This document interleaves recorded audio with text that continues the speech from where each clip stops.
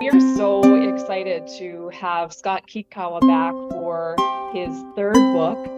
We met Scott initially via Zoom right at the beginning of the pandemic, and we had heard from Bamboo Ridge Press, oh, there's this new author. He wrote a mystery book, very noir, very Raymond Chandler-esque. And we said, oh, well, usually the books that we highlight have something to do with World War II or the Nisei experience. And they said, well, then you should definitely read this, because the protagonist is a returning 442nd veteran who then joins the police force in 1950s Honolulu. So we read it, of course, fell in love with the book, and he is back with his third book that just came out a few weeks ago, Char Siu. And so again, just really thrilled to have him. He is working on some other books. He was here this morning doing some research from items in our archives. So we hear that perhaps one of the upcoming books might have a little bit of a Maui tie to it. So we're excited about that. For those who did not read his bio on the email that we sent out, for your edification, which was coincidentally the last winning word at the spelling bee that I was just a pronouncer at. Luckily, I was able to pronounce the word appropriately and didn't get any challenges on it. So for your edification, I will read his bio. A product of Hawaii Kai in East Honolulu, Scott Kikkawa writes noir detective stories set in post-war Hawaii, featuring 442nd veteran Nisei detective Sergeant Francis Sheik Yoshikawa. His critically acclaimed debut murder mystery, Kona Wins, also Bamboo Ridge Press, was released at the end of 2019 and spent 6 months on the small press distribution fiction bestsellers list. Red Dirt, his second full-length novel, was published 2 years later. Both were featured in Honolulu Magazine's list of essential Hawaii books you should read, published in 2022. Winner of an Elliott Cades Award for Literature and honored with a selection for one of the other distinguished stories of 2021 in the 2022 Best American Mystery and Suspense Anthology. The New York University alum is currently a federal law enforcement officer and lives with his family in Honolulu. He serves as a columnist and an associate editor for the Hawaii Review of Books, and actually is also the Nisei Veterans Memorial Center's co-program chair, but he didn't program himself for today. That was all us. Please help me give a nice warm Maui welcome to Scott Kikkawa. Stage is yours.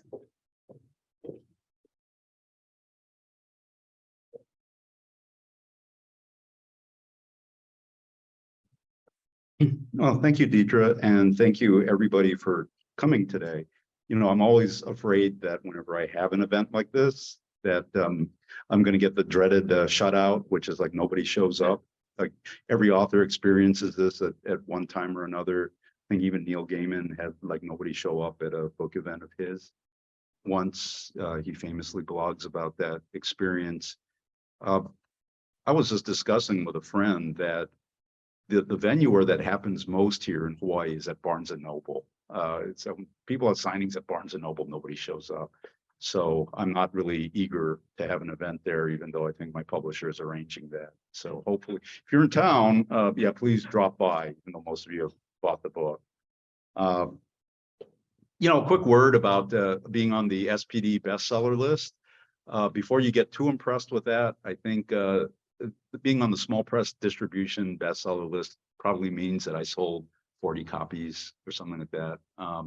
So just today, if you had bought these books from SPD instead of the Nisei Veterans Memorial Center, you would probably have put me back on the best-selling list of SPD. So it's but I guess an accomplishment nonetheless, right? Bamboo Ridge Press, which is Hawaii's premier publisher of literary fiction and poetry, took me on back, actually this is back in 2015 when they printed a 2-chapter excerpt of my first book, Kona Wins. It was a new thing for them. They had not before, to my knowledge, ever done a detective story. I was hesitant to submit anything to Bamboo Ridge because I grew up with being familiar with their work, knowing and loving their work, and feeling that my work was not authentically pigeon enough or plantation enough or artistic enough to be picked up by Bamboo Ridge. They felt otherwise, thankfully, because 100 New York literary agents had rejected my manuscript.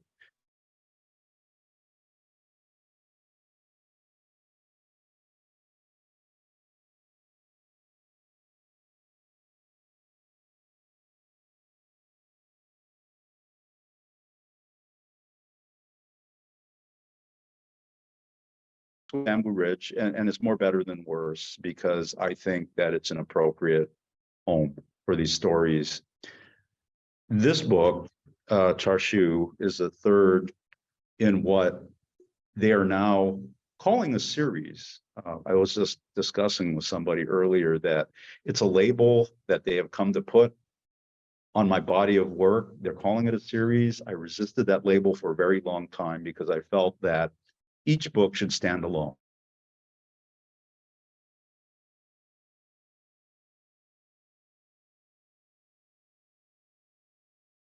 Will appreciate the story that's in each individual book, but because there is a recurring protagonist, and because there are recurring characters, and because the setting, which is Honolulu or Hawaii, the territory of Hawaii at large in the 1950s, pre-statehood, is also recurring, they've come to label it as a series. So I'm stuck with that, and now it's a series, and now it means it really does remain with Bamboo Ridge. So hopefully, Deidre was saying that I was doing research earlier. You can see my my stack of materials there in the corner. I was doing research earlier here for a manuscript that I will be working on. Chashu is just the third book, I guess, in what they're now terming a series.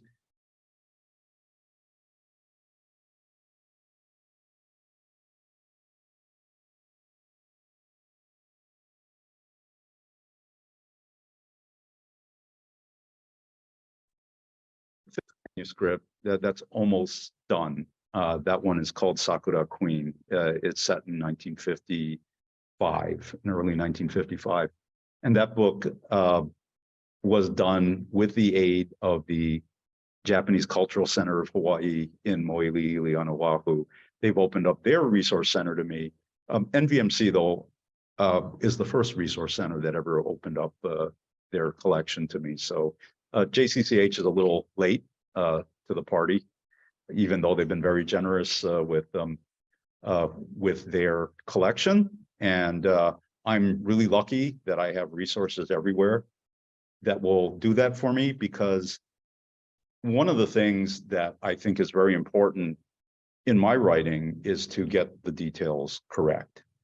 What I write is fiction, by the way. I had a complaint once from a professor who said, what you put in your books never really happened. And I told him, of course it didn't, we made it up. Yeah, it's fiction. But what I strive for is a standard where the reader will think this could have happened.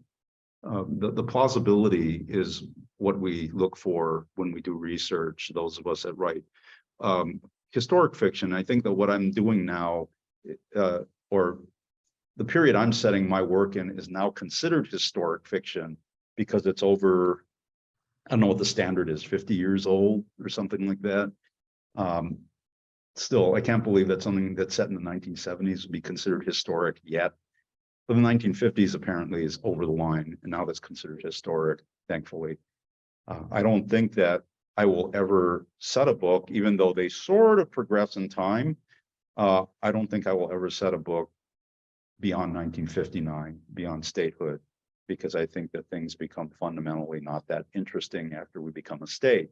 It was a watershed moment. This is where society here changed forever when we became a state and became the Hawaii we know today. I saw the last vestiges of the pre-statehood society as a child. I was not born during the territorial period. I was born somewhat after that. But as a kid, I saw a lot of the institutions that were around pre-statehood were still around when I was a child. A lot of the buildings were still around, and some still are. And a lot of people are still around. There are many, many less of those, unfortunately. But I think that we changed forever sometime when I went away to college and came back in the 1980s. This place became nearly unrecognizable in the 1980s. A lot of the mom and pop stores had gone away, gave way to mainland chains. And you pretty much see what you see today. That was the beginning. And I thought to, with these books, preserve some of what used to be our territorial past. I thought that was important because I think that the history of Hawaii's territorial years is something that is a neglected history. I think that we have a lot of scholarship and a lot now in popular culture about the monarchy period, which is great. And we're lucky we have that people are now writing a lot of fiction about that period, and there's talk of doing films set in that period. So there's a lot of popular culture interest. And of course, there's a lot of popular culture interest in contemporary Hawaii, that television shows and numerous books and movies are set right here, but in the contemporary period. The only thing that really gets a popular culture mention at all from Hawaii during the territorial years, of course, is World War II. Okay, so even when I was going to school, this is kind of how Hawaiian history went. We talked about each of the Kamehameha kings all the way up until Liliuokalani, the overthrow of the monarchy, the U.S. annexation of the Republic of Hawaii. And then there's a mention of Pearl Harbor gets attacked, right? And then we're in our modern statehood period. We're in a modern tourist economy after that discussion about World War II. What gets missed is really decades of history that never really gets that much of a mention. But a lot had happened during that time that people simply don't talk about anymore. That's my history. Yeah, I grew up in a local Japanese family. If you're Japanese and you're from here, if you're Chinese and you're from here, or Portuguese or Filipino or Puerto Rican or Korean, and your family has been here for more than 3 generations, territorial history is your history. And it never, ever gets a mention in popular culture.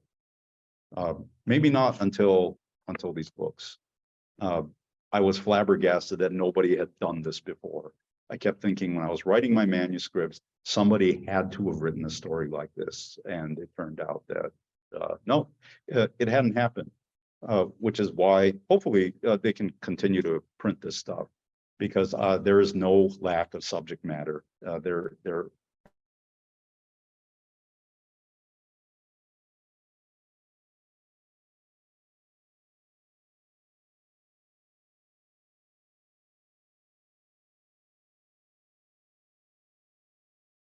is not inspired a television series on a streaming service yet.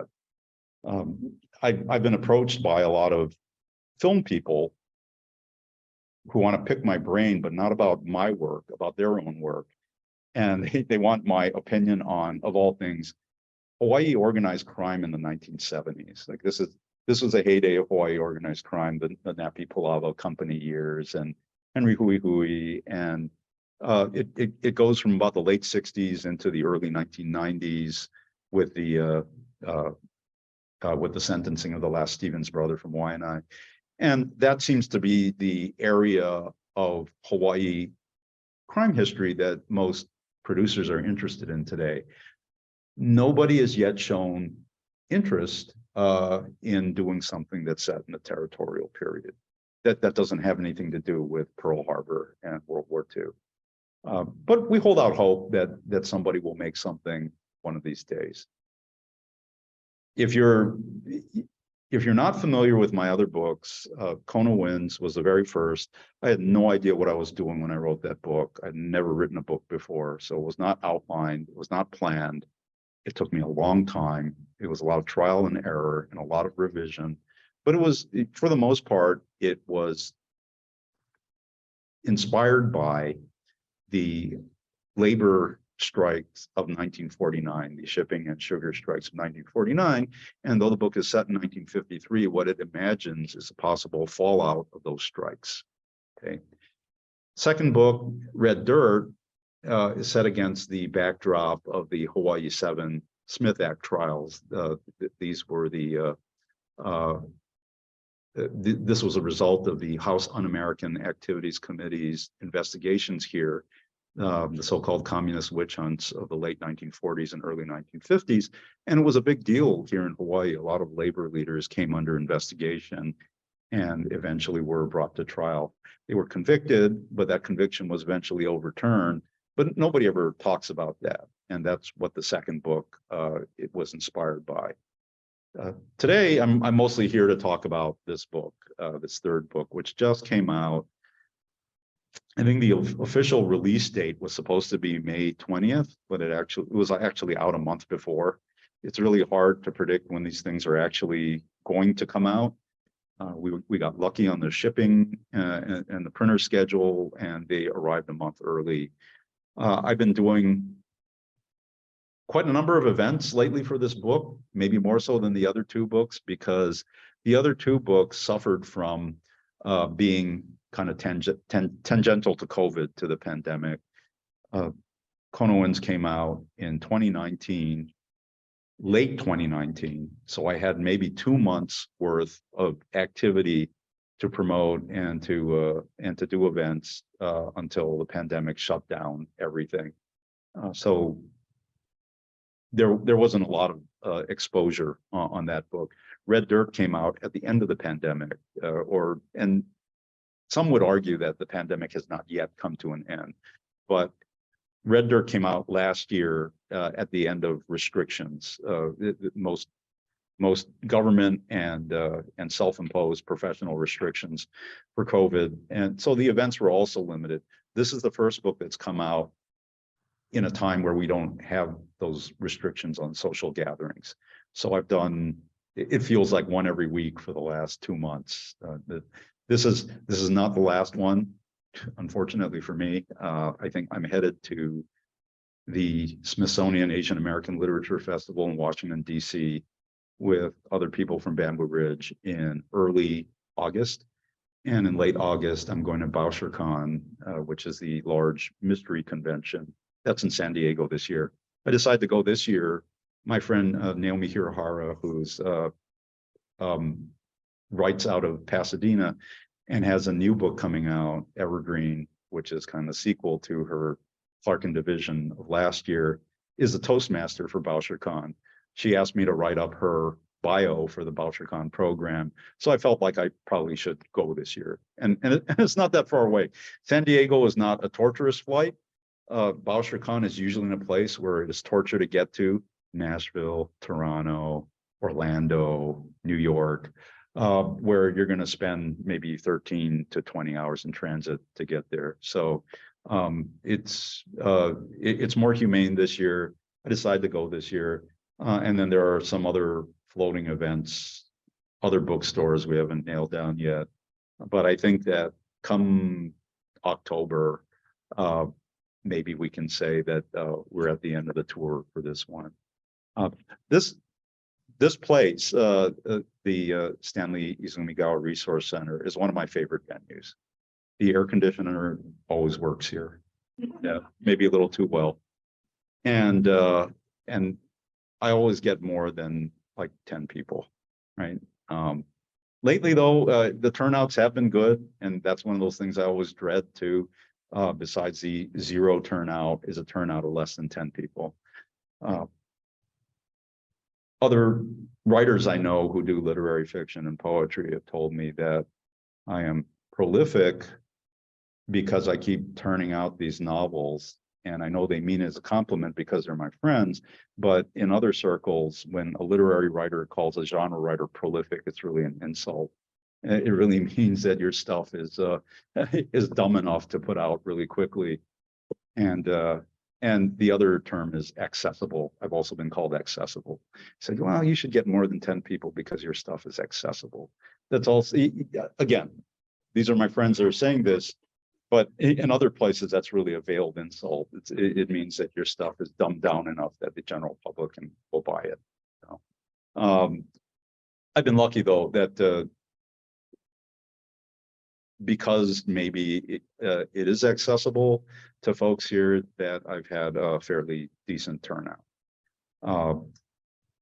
So I'll just talk a little bit about this book. I'd like to leave a lot of time for your questions though, so I hope you have them. My daughter admonished me at an earlier event saying that I talk too much and too frequently.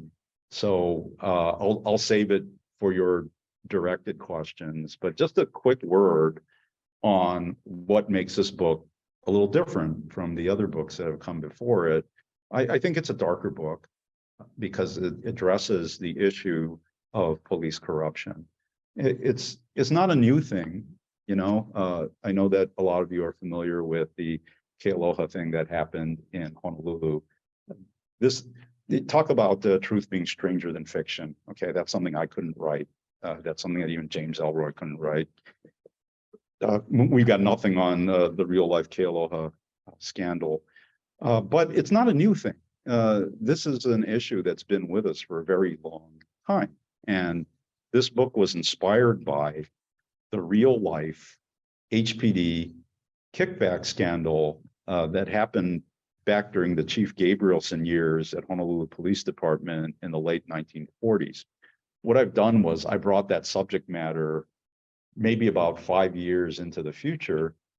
And what this envisioned really is that scandal was shut down. And basically what it was vice squad detectives that were going to gambling dens in Chinatown and extorting them for protection money in exchange not to be raided, in exchange for being left alone and having your vice operation operate without police interruption. The detectives would take a fee. And this went on until what they were extracting or extorting from these establishments got to be really exorbitant. It went up exponentially where they were collecting maybe at first about $300 a week, and it kind of ballooned to about $2,500 a week. At that point, the gamblers went to the city and county and said, this is wrong, look into this. And there was a special investigation that was initiated by the Honolulu prosecutor's office. And that scandal was exposed, it was brought to an end. But what this book envisions 5 years in the future is basically that those of us who for a living investigate organized crime and deal with it know that if you get rid of some of the key players, you don't get rid of the activity. That in criminal activity, just like in nature, nature abhors a vacuum. Somebody is always going to step in and take the place of the people you've eliminated. And this envisions what form that would take, because it was a pivotal moment in history, I think, where in 1952, we had an Immigration Act that basically repealed the exclusion acts that came before it, the Immigration Act of 1924, which excluded many Asian immigrants, Japanese and Koreans among them, and of course the Chinese Exclusion Act of the early 1880s, which didn't take place. It didn't take effect in Hawaii until after we were annexed by the United States. But those exclusion acts, what they did was they created a static Asian immigrant population here for decades. Is that they were mostly contract laborers who came and worked on the plantations, and it created a community of that blue collar type of worker and their descendants. In 1952, when that was repealed, we had a new class of Asian immigrant when they finally reopened Asian immigration in earnest. And we had a new class of immigrant. They were more white collar, they were more professional. But this is also true of the criminals that came. The criminals that came after 1952 were more sophisticated. They were no longer the thugs who were intimidating people out of their pocket change. These were organized criminals. They were racketeers. They were They learned how to control vice activities like gambling, like prostitution, like narcotics, and profit from them. And this set the groundwork for Napi Pulava and his company. And this is kind of where, or the period where Hawaii organized crime really starts, is in this era. So what I envision is that when HPD cleans its house, gets rid of the extortion scam that they had running on the gambling dens and the brothels, that somebody steps in to take its place. And of course, they are more sophisticated than their predecessors. They run their operation more like a business than a scheme. And that's what this book kind of centers around, is that. And our detective protagonist is caught in the middle of the whole thing, right? He starts, not to spoil anything, but he starts making collections or stand-in collections. And of course, that gets him into a situation where he is going to have to make a choice. And he puts himself in a position where he's got a lot to lose by making the wrong choice. But that's Charshu. The other thing that makes this book different is that this is the first manuscript that was reviewed fully by the Bamboo Ridge Study Group. That's the writers group I belong to. Bamboo Ridge Study Group is full of Hawaii's best and most famous writers. I still tell people everybody in that group is famous except me. I'm the last member they inducted. It includes folks like founding editors Eric Chuck and Darrell Lum, who've both been guests on NVMC programs. Gail Harada, who was also a guest on a program here. Once upon a time, Lois Ann Yamanaka was part of this group. Lee Cataluna, who was also a guest on one of NVMC's programs, is also part of this group. And many, many more. Christy Passion, Juliet Kono Lee. Juliet served as my editor and my editor for the most part. I think this was her last project as an editor. I'm really lucky that I got her to do her last book. And many, many more. All of these people have been doing a lot longer than me and are better known than I am. I'm lucky. What we do is we make a submission every week at this group. There's a limit. The limit is 25 pages. And the limit's really for me. Right now, currently, I'm the one that's writing novels. Everybody else is a poet there for the most part, or they write short stories or plays. So that page limit kind of doesn't daunt them. Sometimes they can submit 5 or 6 poems at a shot. But Wing Tech Lum, who's also a member of the study group, told me about the page limit. So I submit maybe about a chapter a month. And what they do is they get your submission a week ahead of time. And you review everybody's submissions and you come prepared to comment on all the submissions, except for your own. When that happens, you listen to all the comments. You don't defend your work. You don't explain your work.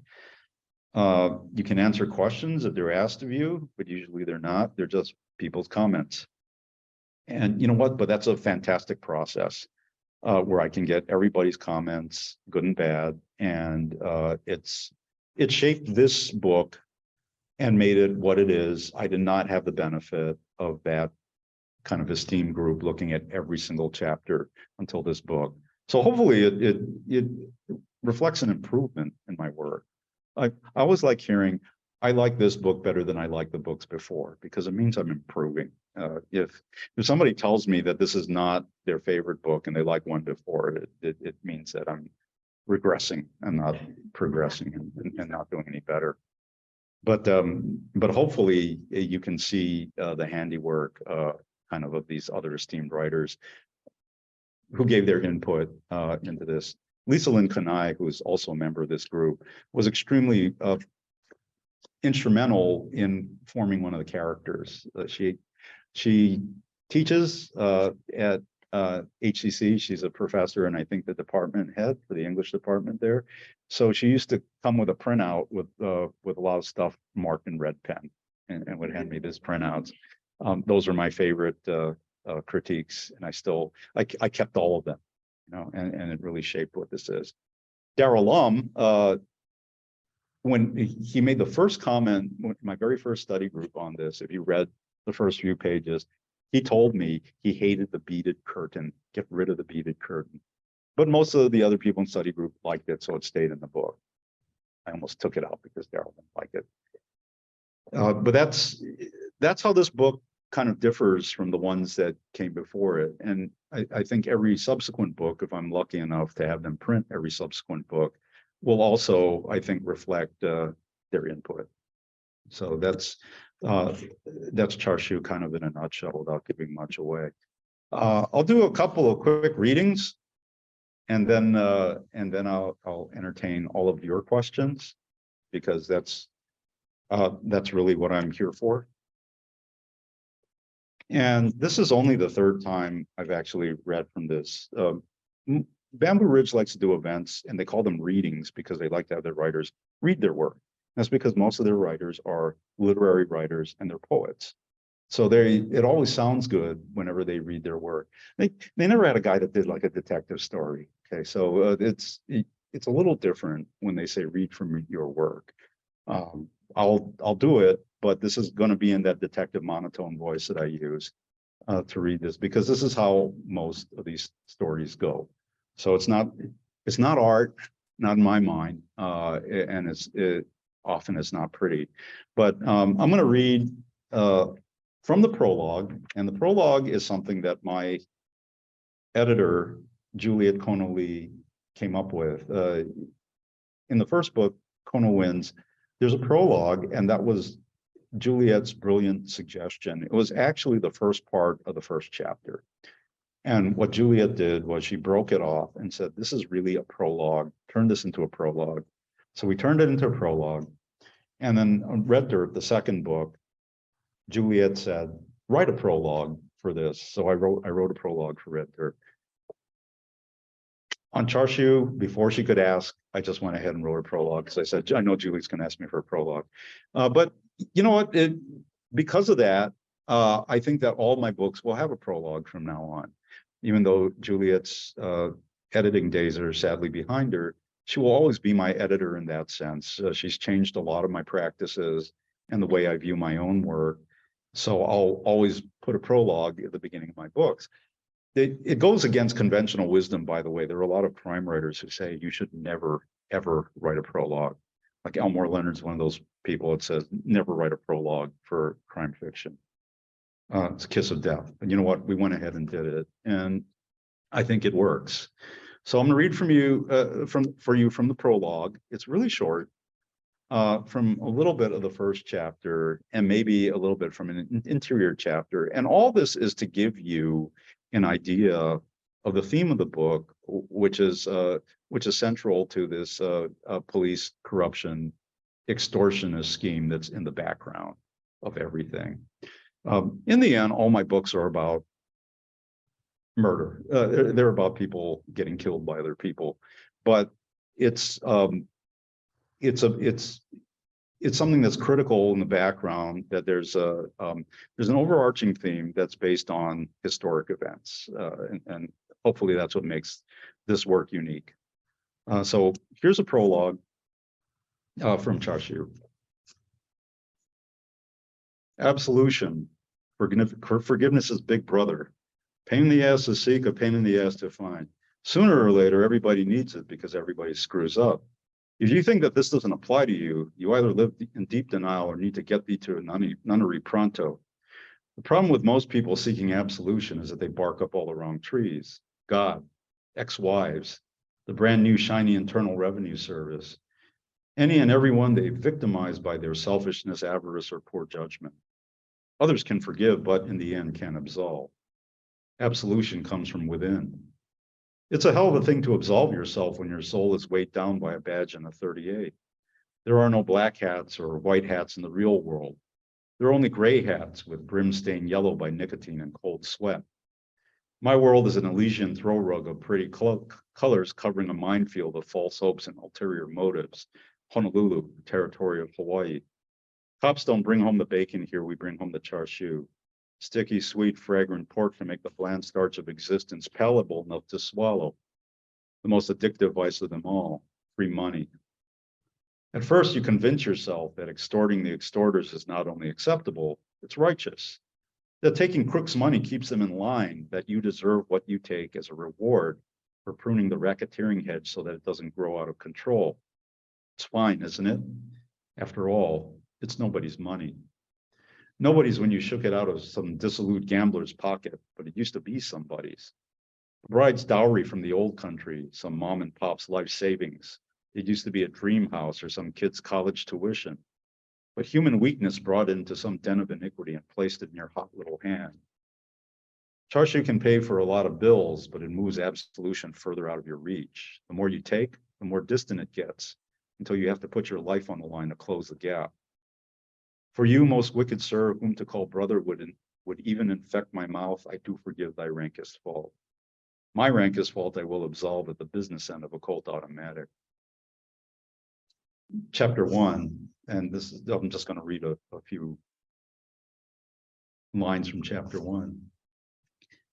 Hell is empty and all the devils are here. Shakespeare, The Tempest, Act 1, Scene 2. All the devils are here, I thought, right here in Chinatown on Mauna Kea Street. Most of them weren't even at the pike-out tables. They were sprawled on the red sofas, stuffing complimentary gouji in their flushed faces, shiny with desperation and cheap beer. A short respite from the big money games and the whores and the opium pipes beyond the beaded curtain. The Bard of Avon knew even devils needed a break from hell. Honolulu's Chinatown, January 1954. Hell's waiting room. I was standing right in it, leaning on a Formica counter, looking at the second hand of my wristwatch running another lap around the face. I didn't bother removing my pork pie hat. I never did on those pickups. Gentlemen doffed their chapeaus when coming to call, and this was no place for gentlemen. The upstairs lounge of Jade Garden Chop Suey was littered with devils in shirt sleeves and aloha shirts and pomaded black hair. They puffed away on their cigarettes and filled the room with a dull yellow-gray miasma that clung to their walls, mixed in with the peanut oil dust and shit of roaches that migrated from the downstairs kitchen. Some were nursing wounds to their wallets from the gaming tables and the silk-clad hookers. Others were slowly finding their way out of their sticky, sweet opium dreams. Some were basking in the sanctuary, hiding out just a moment longer from nagging bosses, nagging wives, nagging brats, and a nagging world. None of them paid any attention to me. Of all the devils there, maybe I was the worst of them. Detective Sergeant Francis Hideyuki Yoshikawa, Honolulu Police Department, Homicide Detail. That's what the cards in my pocket said. Nobody actually called me Francis except my 10th grade math teacher in McKinley High School. My parents couldn't even pronounce the name they gave me, so they called me Hidekun. The diminutive of Hideyuki, like a Japanese Bobby or Billy. To my sisters, my friends, and my wife, I was Frankie. To my fellow cops and bagmen, I was a sheik. Maybe my card should have said part-time bagman too. It was a new function I took up. I loved the task about as much as a root canal. In a place like the one I was in, I was probably called something much worse, but never to my face. So that's the opening paragraphs of the first chapter. Real fast, I'll read part of an interior chapter, again, to give you an idea of the overarching theme. And this will be fast. But what it does is it describes a police official who's probably at the heart of this scheme. Morning found me dragging my feet up the Spanish tile stairway to the homicide detail office with a brown paper sack in hand. Ellen had packed me a lunch of a bologna and kimchi sandwich, something of her own invention that had become a favorite of mine, along with a couple of musubis stuffed with the previous night's chopped char siu and some sliced ripe mango from our front yard tree wrapped in wax paper. She drew a heart with an arrow through it on the outside of the bag with an old carpenter's pencil. It was one of those little touches that was meant to give me a smile during my busy workday, but only made me want to hide the bag in my desk drawer. not out of shame, but out of the need to protect my family symbolically from the corrosive evil I dealt with daily. I felt that the purity of that little pencil heart in the lunch made with love couldn't share a blotter with carbon copies of an account of some pimp who had stabbed and dismembered one of his hookers and tossed her remains into Kikkawa Basin for the barracudas. When I got into the office, Gid was already waiting for me with a visitor. The visitor was almost as big as he was, with dark hair the color and texture of steel wool, with a single eyebrow that ran the width of his forehead. His eyes bulged like a couple of tumors above his bulbous nose, and his crooked mouth was full of misshapen teeth inked with years of tobacco and coffee. Under his window-pane suit was a gut that was lovingly cultivated with generous watering by the Primo Brewery. Captain Manny Pacheco, Vice Squad, the man. He was Gid's old partner when they had both made detective and they walked the Chinatown beat together as young cops. The man was as crooked as Gid was straight and was everything Gid was not. Loud, boisterous body and crass. He had blackmailed and brown-nosed his way up to captain years before Gid made lieutenant. The man always chided Gid for doing things the hard way and gave him shit for being such a straight arrow. Gid bore this abuse with the same quiet dignity with which he bore every other injustice the world vomited up. Despite that, they were the best of friends, and Gid never had a critical word about Manny Pacheco. To each his own, he'd say, of the rumors of the drunken parties. Who can say, he'd ask hypothetically, about the allegations of misconduct? And as to the kickbacks, it's not my kuleana. The same thing he said to me at the Jade Garden. It made me feel like shit and as dirty as Johnny D and his boss, the man. Of course, Captain Pacheco had no such pangs of remorse. Unbelievably, there was no room for guilt or regret in that gigantic frame of his. The man and Gid were like night and day, Antonio and Prospero, the usurper and the right Duke of Milan. There he is, the man said. He smiled grotesquely and held out his calloused hand. I shook it, hiding my lunch sack unconsciously behind my back with my other hand, not wanting his diseased stare to pollute my wife's cute handiwork. Captain, I said, Manny wants a little time with you, said Gid. Sure, I said. Something wrong? No, said the man. I just wanted to thank you for all the hard work you've been doing to back my boys up. Come and take a walk with me, Sheik. I felt like a hog being fattened for the smokehouse.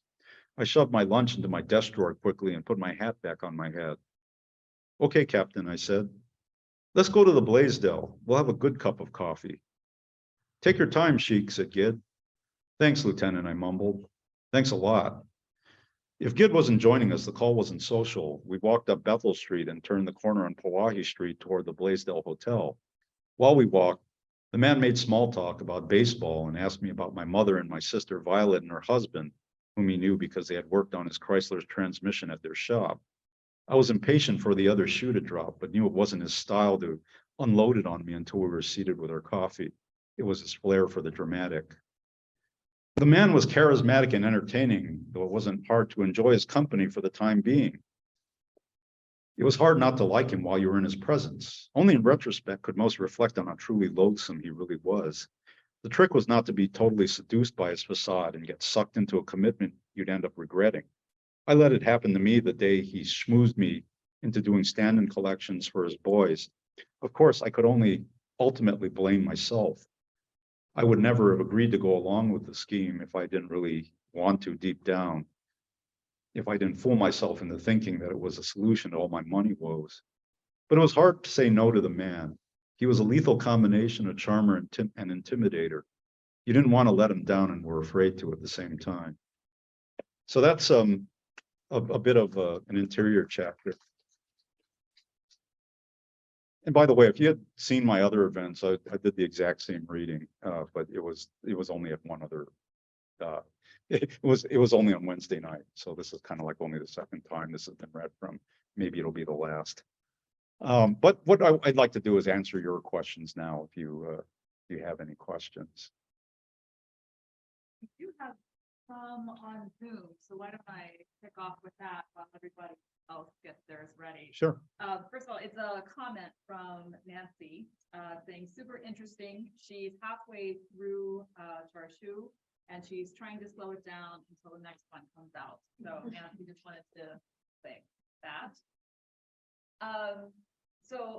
Someone had asked, this book goes a little bit more in depth into Sheik's time in the 442nd. And the question is, how important is it to you to weave the World War II Nisei story into Sheik's story and into the story in this time? Well, I've always thought that this was very important. At first, his involvement in the 442nd as part of his character was kind of an homage to the writers I admired, to Raymond Chandler and Dashiell Hammett and Ross MacDonald, Mickey Spillane to a certain extent, because a lot of post-war hard-boiled noir detective fiction usually has a protagonist that was a veteran of World War II. A lot of the bleak subject matter and the bleak tone of a lot of those stories is because a lot of men who went to serve both in the Pacific theater and the European theater came back to an America that was fundamentally changed. And what I mean by that is that World War II created a different society. I think, although we think of the 1950s as being backward compared to today, it was leaps and bounds ahead of what America was before World War II. A lot of it was due to the fact that our male population was somewhat depleted by the war, that many of them went to serve, so that women fulfilled a lot of the professional roles and the labor roles that men did during that time. And what happened was when they returned from the war, women were in basically a different position. They now earn wages. They now were in positions of professional responsibility like they weren't prior to the war. And this was a different America. It was also an economically different place after the war. The war brought with it a kind of prosperity in a way, because prior to the war, we were in the midst of the Great Depression. So we saw a reversal of the economic circumstances in the United States. What this was it caused a lot of disillusionment, especially for those veterans returning, because it was a place that was home, but they didn't recognize it as home anymore in the social sense. So this is what creates a lot of the bleak tone of the narration for a lot of this detective fiction, especially if their protagonists had served in the war. Now, for me, and for this character in particular, to make him a Nisei veteran, I think is an extra layer of that, because a lot of men, and my research here at the NVMC and at the JCCH and other places, reading oral histories, has really borne this out, is, and Leonard and I were discussing this at lunch, is that all these stories are different. It doesn't matter if these guys were from the same island or joined the same unit. They all had different stories and different reasons for enlisting. And many of these people, there's an overall feeling that a lot of these folks enlisted because of their need to prove loyalty, because they were fundamentally American, which is true of a lot of them. But some, like this character, enlisted because he felt that was the only way to protect his family, because internment was still a distinct possibility in 1942 following the attack on Pearl Harbor. As it turns out, Hawaii was placed under martial law, and we here did not see the numbers for internment that the U.S. mainland did, but we had folks that were interned nonetheless.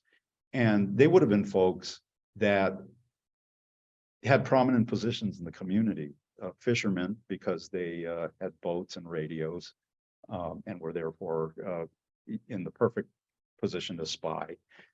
Community leaders, language school teachers, for one, Buddhist clergy, and folks like that, all became internees after a while. And there was a feeling among many that if they enlisted, they could protect their family from that type of treatment. So it's another layer of, yes, this is service, but it is for complex reasons. And it's for reasons that with veterans from the mainland, white veterans, that they don't often examine a lot of the less popular or more complex reasons for enlisting.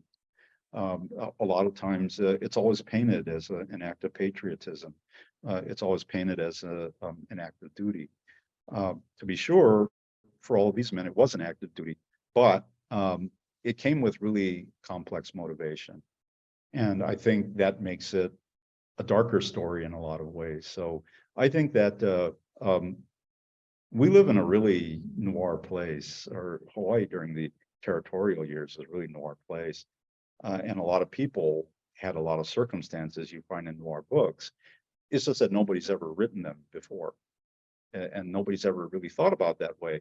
This is why I couldn't get a New York agent at first, because they felt like that's not the Hawaii America wants to see. You know, America wants to see a Hawaii that's happy and that everybody fundamentally gets along here and welcoming, and it's a pretty place with pretty people that enjoy life. Yes, that's true to a large extent, but we also have a past and a present that's problematic. And I think that by exposing that in this genre of literature, you bring awareness to it. So yeah, it was really important to portray that, because I think that the Nisei veteran has a more complex past and carries a lot more of that baggage than other veterans do. I really believe that.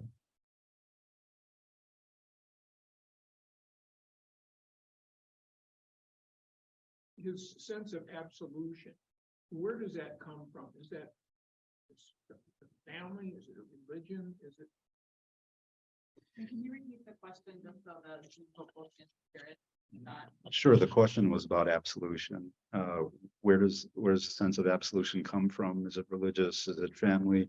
It may be all of those things. And why did he focus on it's when you read the book, hopefully that becomes clear, is that a lot of it is a search for absolution, and absolution from an act that is illegal, but that he also considers to be personally repugnant and immoral, right?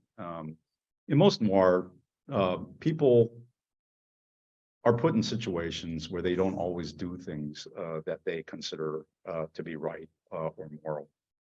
This is what draws me to the genre, because I think in real life, that's the way it is. Stories that where there is a clear-cut black and white moral compass, where there are good characters and bad characters, are entertaining, but in the end, I think they're not that interesting. I think that absolution is one of those things that is a really hard concept to understand and to grasp, and this is what the protagonist deals with throughout this book. So it is, yeah, it is those things, but it is it's more of a personal problem that he has to solve. We're going to jump back to a Zoom statement. Daryl Lum says he loves the Shakespearean references, but it makes him look up the reference to see if there's a hidden clue in the reference, and that he really likes that it adds a dimension to Yoshikawa that is unexpected. Well, thanks, Daryl. And there are no hidden clues there. The character was a medieval and Renaissance literature major at Columbia. This, by the way, was not by accident, right? You had a lot of veterans who took advantage of the GI Bill. And back then, the GI Bill could pay for tuitions at a lot of places where you wouldn't think that the government would foot the tab for that tuition today. Many of them went to Ivy League schools on the GI Bill. Why that major? I myself in college was a medieval and Renaissance studies minor. It wasn't my major. And it's one of those things where you can't get a job really immediately with something like that, right? I mean, that's one of the things that they decry today is you shouldn't study something like that. You'll never get a job. I and a lot of professor friends of mine would beg to differ that that having a humanities major like that makes you a better writer and critical thinker, and that's a skill that's sorely missing in every occupation. I've seen more law enforcement careers undone by the inability to write than anything else. And I think that's true of many other occupations too. So yeah, go liberal arts. You know, yeah, yeah, forget about the business administration. Take up literature. Yeah, with apologies to those of you in business programs. But yeah, Daryl. Yeah, there's not. There are no hidden messages. He pulls these quotes out. The Tempest, Shakespeare's Tempest, is the running work that's quoted in Chashu. In Red Dirt, it was Sir Thomas Malory's La Morte d'Arthur, and in the Kona Winds, it was Dante's Divina Commedia, which are all things that I read in college, by the way. And really, the real reason for me putting them in there is because I wouldn't be using those things otherwise anymore in my adult life if I didn't put them in the right.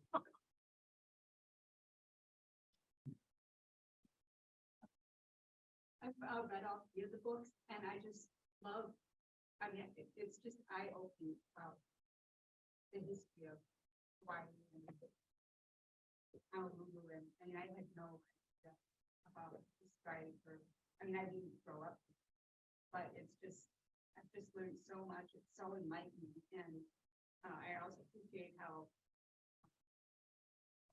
every word you means something. It's such interesting writing and all the analogies. I just really enjoyed it, but there are so many details. It's all your research. It's really, I'm sure you have much more research than showed up in the book too. Well, thank you. Really enjoyed it. Yeah, thank you for that. Thank you for that comment. And you know, there are a lot of people that were born and grew up here that have no idea about this history. So you're not alone. You know, just because a lot of us are from here or grew up here doesn't mean that we have a background in any of this. I'm a typical example of that. I didn't know about the strike of 1949 when I was growing up. I didn't know about the House Un-American Activities Committee or the Hawaii 7.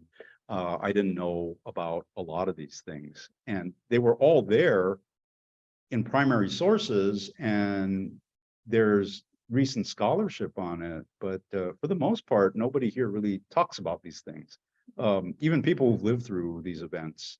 Today, those that remain alive that lived through the events I referenced were probably very young people at the time these events were happening. And while they do have fantastic recollection of things that were important to them at that age. And by the way, I love talking to people about what they remember from their childhood or their teenage years, because children and teenagers are largely unconcerned with current events and the economic realities of the day. They're mostly concerned with what gave them pleasure or was fun to them.